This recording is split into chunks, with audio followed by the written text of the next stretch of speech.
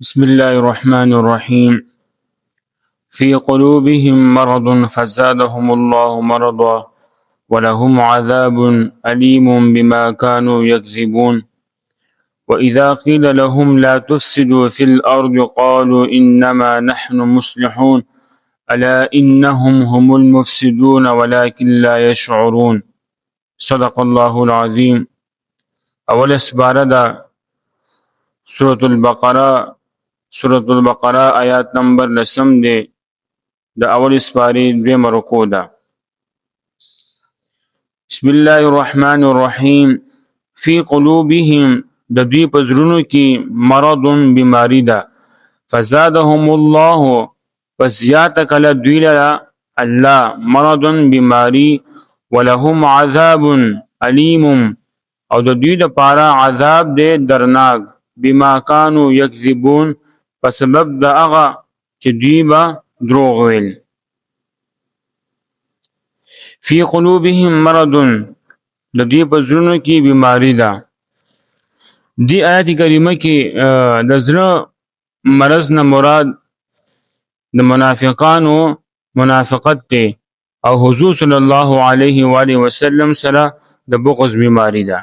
نو دیان دا معلومه شله چې بدعقیدګي دا روحاني زندگی د پاره تباکون دی، دا روحاني زندگی تباہ کوي. او نیز دا معلومه شله چې حضور صلی الله علیه و آله وسلم عظمت او شان سره سوزیدلو والا دا مریض القلب دی، یعنی دا زړه بیمار دی نه. یا ساتي روحاني زندگی چې کوم دا خطرناک امراض دي، خطرناک بیماری نه دي. څنګه رنګ چې جسمانی امراض نه بیماری نه او دغه شانتي بعضی بیماری نه هغه باطنی بیماری نه دي، امراض دي.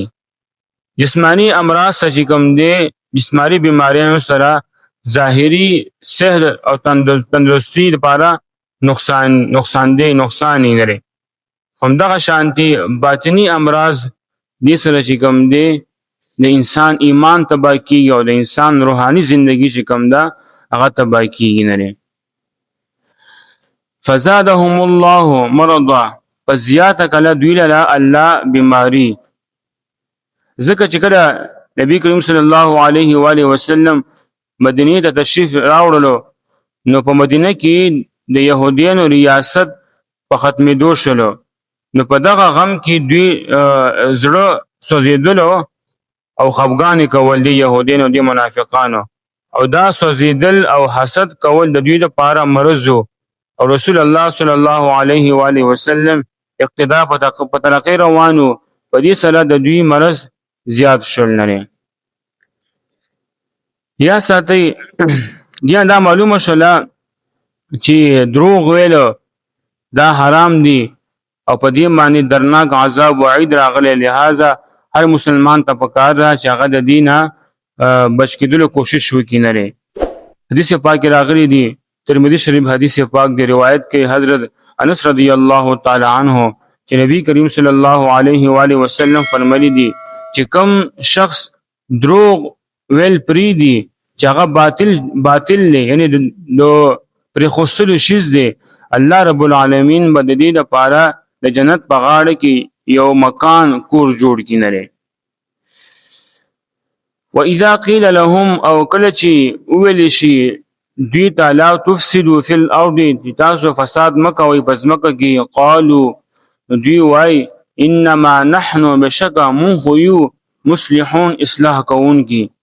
الا خبردار واوري انهم هم المفسدون بشک هم دا خلق فساد کون کی دي، ولكن لا يشعرون لیکن دوی شعور په نه لري نه.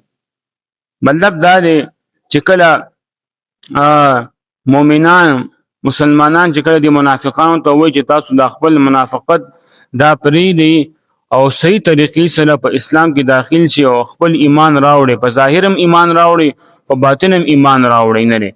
نو دا منافقانو ته وایي چې نه مونږ اصلاح کوو نه. یعنی مطلب دا دی مونږ کفر نه کوو یا مونږ نفاق نه کوو.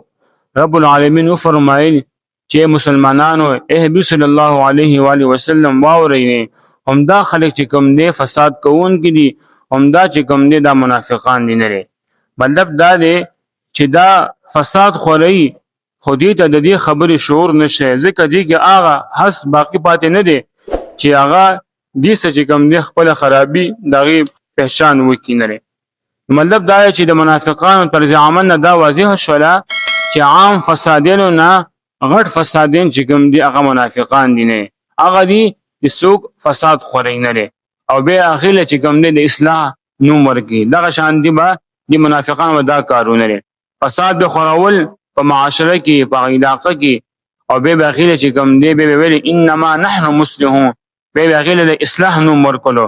نو رب العالمین فرمایي چې دا کسان چې کوم دي دا غټ فسادین دي، او زموږ معاشره کې چې کوم دي د دې خلکو کمې نشته نه چې هغه په اصلاح نوم باندې چې کوم دي فساد خوري او بدترین کارونو نه هغه له خنومونو تعبیر ورکوي. نه خنومونو سره تعبیر ورکوي، لکه مثال ازادۍ نوم باندې چې کوم دي بے حیايي، د فن په نوم باندې چې کوم دي حرام افعال کوي، انسانیت په نوم باندې اسلام ختمي، او تهذیب او تمدن نوم والی په اسلام باندې اعتراضات کوي، د توحید نوم والی شان رسالت داغي انکار کوي، او دغه شان دي قرآن نوم والی د حدیث نه انکار کوي وغیرہ وغیرہ چې کوم دي دا ټول د فساد صورتونه دي.